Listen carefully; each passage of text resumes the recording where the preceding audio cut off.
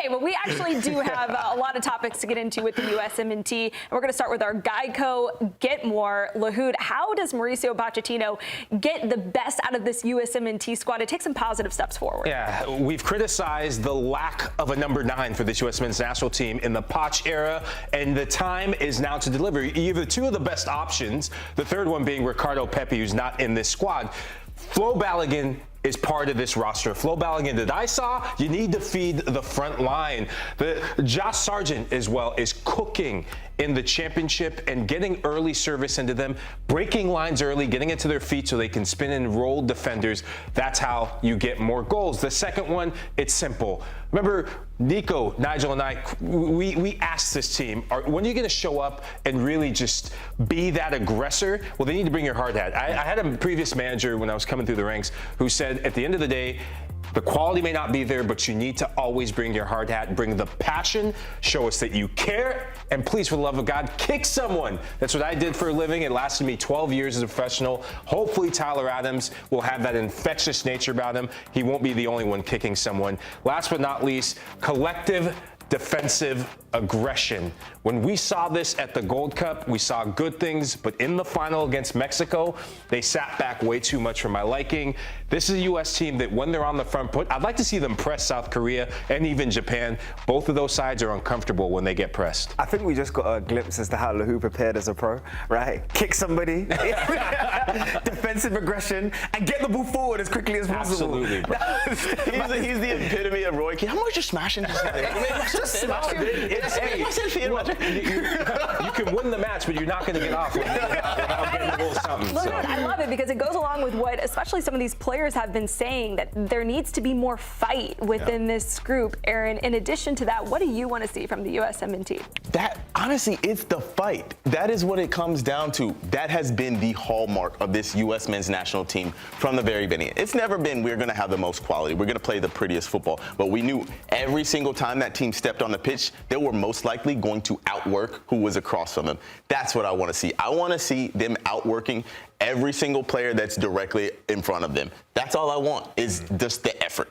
Well, let's take a look at the projected starting lineup for the USMNT going in to this match tomorrow against South Korea. Like I said, there are a number of players that maybe had some people scratching their heads that Mauricio Pochettino called in. But when you take a look at this group, boys, what stands out? Where are the key matchups to keep an eye on? I mean, the quality, first of all, across the front line. You already spoke about Josh Sargent, the goals, the form that he's in right now, but then look at the delivery and the quality that he's got in terms of players that are feeding him. Pulisic and Tim Weah could go into pretty much any team across Europe and still make an impact. So when you look at this, you have to think to yourself, immediately, why wouldn't this work? I'm more confused as to why we're sitting here questioning, but then it brings back to what Chris Richards was talking about yesterday. It's all about the chemistry off the field. What can we do as a training camp to make sure we're in cohesion? I think cohesion is the word that Pochettino needs to make sure that he drills into his team to set the building blocks going into the next 12 months. Yeah, this group has no problem with chemistry off the pitch. I want summer camp to be done. I want this good vibrations to be over. I want a bit of nastiness, and I'm looking at the two wingbacks. Serginho Dest makes his first appearance under Poch, and I'm so excited because if any of you have watched Dest with PSV this season, he means business. This is redemption hour for him. And no anti-Jedi Robinson, Max Arston. I'm a bit concerned in a match like this because when we look at who Korea has, you have Lee Kang-in who could be over there. You have Yin-Min Son who has the freedom in this group to go and float over there. So Max Arston timing his movement. That's European champion. Of when to get forward. Defensively, though, 1v1 defending from both fullbacks, that's going to be big. Yeah, this Korea side is going to really present some interesting matchups for the U.S. Chris Richards touched on that yesterday, maybe a bit different than what they get from their CONCACAF opposition. So, Aaron, when you look at some of these individual matchups in the game, which ones stand out to you? We've talked about the forwards ad nauseum. This man right here, Josh Sargent versus Kim Min-jae, the Korea center back. Kim Min-jae is not having a good season for Bayern right now. He's 6 errors leading to a goal, 128 duels lost, and no tackles put in this season for Bayern. It is prime time for Josh Sargent to grab this jersey, show he is the man. He scored 5 goals in the championship. He's got the quality, but we haven't seen it in a U.S. men's national team shirt. He has to show that against Korea. He has to grab this chance, take whatever chances he is fed, and fill the back of the net and show that he is the guy for this team. Josh Sargent's 5 goals, by the way, lead the championship, but he hasn't scored for the USJD since 2019. Look, I'm all one for stats, and we can dive into like 2019. Forget your numbers, Ali. What can we do today, Josh, right? And what he needs to understand is that Kim is going to be very physical. We've seen it throughout his whole career. He wants to be an aggressive front foot defender. He wants to be as touch tight as you as possible. This actually might suit someone like Josh because he can roll over both shoulders. He can play into feet. He drops into those spaces sometimes where he can actually, dictate play a little bit more. But also, he plays in the championship. If you're not used to aggressive defenders playing in the championship, then what level are we talking about here? So take your form from 2025. Forget about 2019. Don't worry about any of that. I just want to see goals. That's what I want to see this guy doing. And I want to see dynamic movement. You look at the service he's getting in the championship. He's not just sitting just stationary like we saw in the Nations League. Give him the freedom to express himself. If not, Flo Balogun is ready to take his spot. All right, well, let's now bring in senior writer for The Athletic, Paul Tenorio, who's going to join us to add some more context around this USMNT. Paul, so good to see you. I know you're here for all of the action. I want to start with just the pressure right now surrounding this U.S. men's national team and Mauricio Pochettino, the head coach in particular. Yeah, I mean, I think what Tom said, based off of that, knowing that the vibes are low around this team right now, that's where the pressure starts. At some point, this U.S. team needs to start creating some positivity, some optimism, some belief in the fan base, because we are less than a year out from the World Cup, and you want to be able to have excitement around the group when you're hosting the World Cup, to fill stadiums, to have people believing what they used to think about this group, that it was the golden generation, that it could do something different than has ever been done before with the U.S. men's national team. And it comes down, for me, to a couple different things. The first is, what is this team going to be? This roster right now, I can't expect is going to be the World Cup roster. So Mauricio Pochettino needs to start to whittle down his guys and find the team he's going to trust. And then the second part is, once you do that, how do you want to play?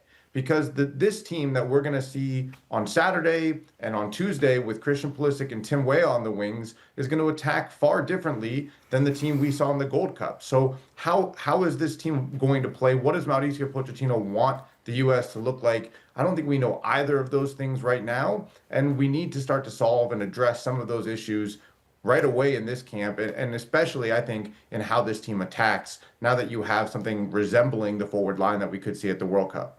Paul, the two biggest names that we have mentioned when it comes to this camp, Christian Pulisic back with the team after not being part of the Gold Cup, and Mauricio Pochettino, who is the manager of this team.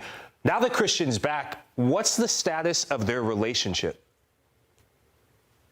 It seems that both want to kind of move forward and leave kind of what happened this summer behind them and try to just get back to the soccer, which I think overall is probably the right strategy, and maybe even a little bit too late into this process. I think it would have been better off if, maybe they had found a way to not go through the drama this summer, to better communicate with each other, with the public about what was happening, so you didn't go through the type of drama you did. I think ultimately Pochettino knows he needs Christian Pulisic on the field. He needs Christian Pulisic bought in. That's the best player on this team. They are at their best when he is in the starting lineup, playing freely and attacking the goal. And I think Christian Pulisic also understands the stakes, right? Like, he is the leader of this team. He might not be the captain of the team, but he's the leader. And this is a home World Cup. He wants to perform well. And I actually do think, for all the talk around Christian, he really, really cares about the national team. You can see that going all the way back to the earliest days, go back to Cuba in 2017 and all the way through his career, how much it means to him. And I think he's probably going to be on a little bit of a personal mission to prove that after all of the drama and the chatter this summer around the Gold Cup. Paul, team selection is always going to be a critical one, especially who your number 9 is. So looking at the options that Pochettino has, especially around Balogun and Sargent, do you think these games are a great opportunity for one of those two individuals to really crown themselves as the US number 9? Massive, and in different ways. Josh Sargent, I think, has to prove himself a little bit to Mauricio Pochettino. He was part of that group that was at the Nations League in March. He didn't get called in the Gold Cup. And I think that hurt Josh Sargent. This is a guy who right now, I think cares too much. He's overthinking things. He hasn't scored for the national team since 2019. He's banging goals in at the club level with Norwich. What can I do to get a goal? And he's overthinking it. He's trying too hard. And it leads to more trouble, right? And now he's brought back into camp. He's in great form. this is his opportunity to say to Mauricio Pochettino, you can't start thinking about the number 9 position without thinking of me first. And for Balogun, it's a bit different. He's been injured. This is his first time in camp under Mauricio Pochettino. So it's about first impressions. And I'll be really interested to see how Pochettino approaches the starting lineup. Balogun was a late add. So you have to expect that Josh Sargent's going to be given the chance to start up top in the first game. But Balogun has such an interesting skill set. His ability to run in behind is a little bit different. Josh Sargent likes to kind of drop in, find the ball, help play. He's in great form. He adds a little bit of a different dynamic. Maybe will allow the wingers to run off of him, run in behind in that way. I think Balogun's ability to attack in the box, his understanding of movement is a little bit different. And we've seen him score goals at the Copa America. So this is a huge opportunity for both of these guys. You'd think, and I think hope, that they're two of the number 9s at the World Cup, but they do need to convince Mauricio Pochettino of that because they haven't so far since he took over as the manager. Paul, one of the biggest surprises of Pochettino's short tenure for me so far has been his belief in and reliance on MLS players. How much does that continue after this camp in your mind? Yeah, I don't know. I mean, I think that there is this interesting kind of dynamic happening right now with Mauricio Pochettino where he's trying to send a message, transmit a message to the group. And he's not hiding it, by the way. He came out in the press conference and he said, we're not going to have a team where 15 guys know that they're going to the World Cup and the rest of the people have to fight for the positions to make the team. No, I want everybody looking over their shoulder. I want everybody fighting for a spot. That's how the game should be played. That's how it is back in Argentina, where I'm from. That's what makes this sport great. And I think that's what's happening here, where he's trying to create and generate that competition at every spot by saying to somebody like a Weston McKennie, hey, you're not guaranteed a call in. If you're not playing at the club level, or if you're not playing well, or you don't show well when you're here, I have no problem calling in Sebastian Berhalter and getting that effort and that work rate out of him.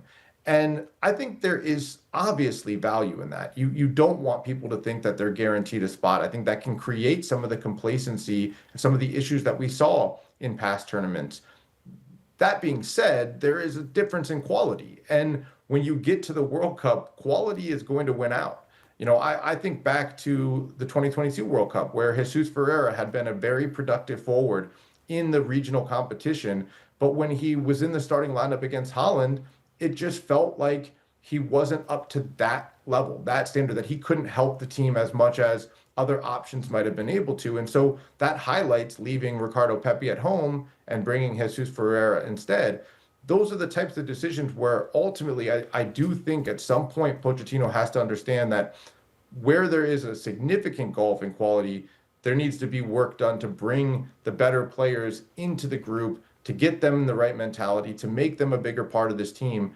And that process probably has to be ending pretty soon. So, you know, I kind of wrote when this roster came out, I'm willing to give him this camp. I'm willing to see that he's got a plan. I understand that there's a strategy to this, but I want to start to see the World Cup squad on the field in the next few windows, or I'm going to start to feel a little bit uncomfortable about what this team can do at the World Cup.